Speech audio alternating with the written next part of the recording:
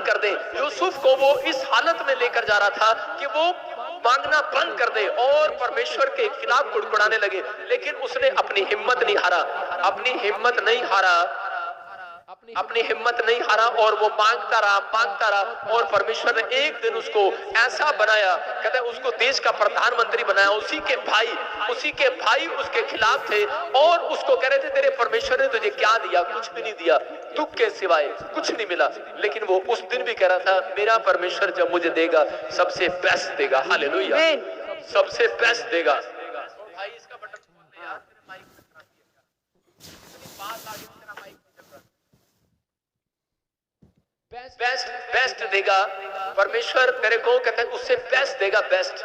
और उसने विश्वास किया कि मेरे परमेश्वर मुझे बेस्ट देगा सबसे ज्यादा, और उसने उस समय में परमेश्वर पर भरोसा रखा।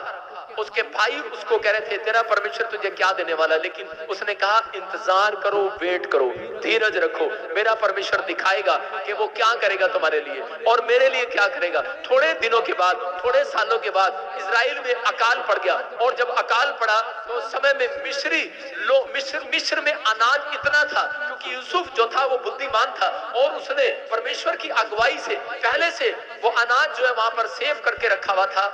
और जितने भी इजरायली थे वो मिस्र में उनसे अनाज लेने के लिए, खरीदने के लिए जाया करते थे। और जब वो यूसुफ के सामने उसके भाई लोग जब अनाज लेने के लिए आए तो उस समय में यूसुफ ने अपने भाइयों को देखा, हो सकता था गुस्से में कह सकता था, दोष लगा सकता था, लेकिन उसने धीरज रखा और विश्वास रखा और कहा कि परमेश्वर तेरा धन्यवाद हो कि आज तूने दिखा दिया कि जो विश्वास रखते हैं और धीरज रखते हैं, कहते हैं वो उधार लेने वाले नहीं देने वाले बनेंगे यीशु मसीह के नाम से। आज याद रखना, अगर आप विश्वास करते हैं कि इसी चर्च से मुझे आशीष मिलेगी, इसी प्लेस से मुझे आशीष मिलेगी, तो पवित्र आत्मा कह रहा है, कहता विश्वास करना, आज दूसरी टांग लगाकर भेज रहा हूं, धीरज रखना, कह रहा कि तुम उधार लेने वाले नहीं देने वाले बनो।